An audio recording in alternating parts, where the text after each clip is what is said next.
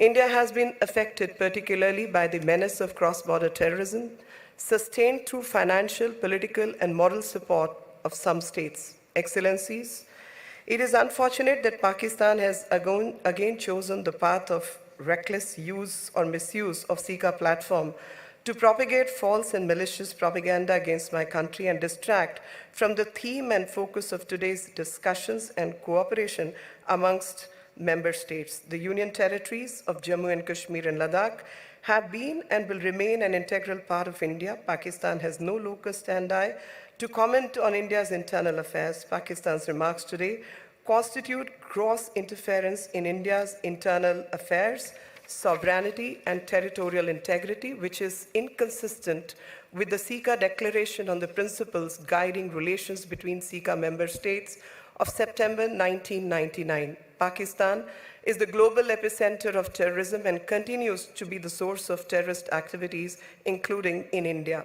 Pakistan continues to make no investment in human development, but provides their resources for creating and sustaining infrastructure of terrorism.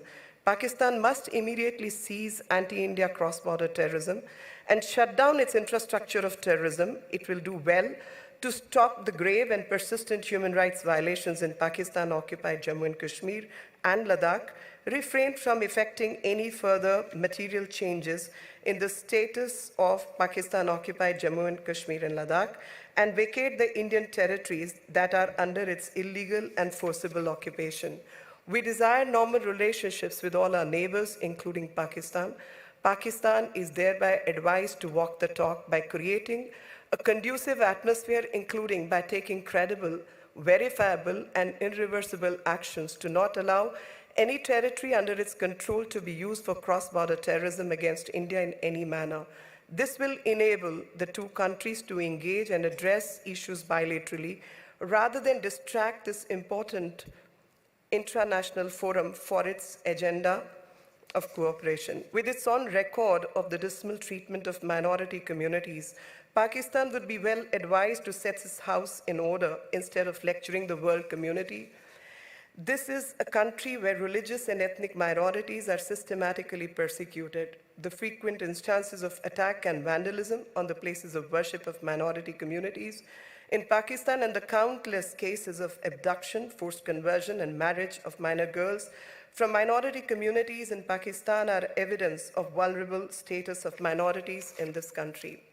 We have a special civilizational link with the Afghan people. In the current crisis, as a first responder, India has provided humanitarian assistance to the tune of 50,000 metric tons of wheat and 500,000 doses of COVID-19 vaccine, and will continue to provide the same. There are thousands of Afghan nationals who continue to stay in India.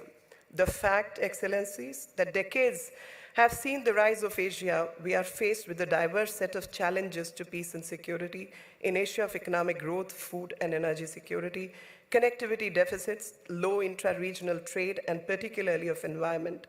Connectivity initiatives should be based on principles of transparency, broad participation, local priorities, financial sustainability, and respect for sovereignty and territorial integrity of all nations. As we go ahead, it is important to remember that our future remains closely intertwined. In this context, we view CICA as an important platform to provide and promote multilateralism in diverse and multipolar Asia. On this historic occasion, it is pertinent to remember that for creating a platform to achieve the objective of cooperative environment in Asia, the first CICA summit was held in 2002 at Almaty, the former capital of Kazakhstan.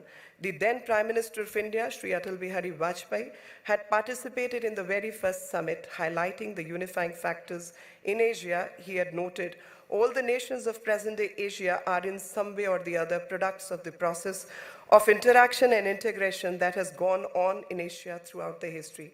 Therefore, in our tendency to focus on the conflicts of the day, we should not forget that we belittle our shared past.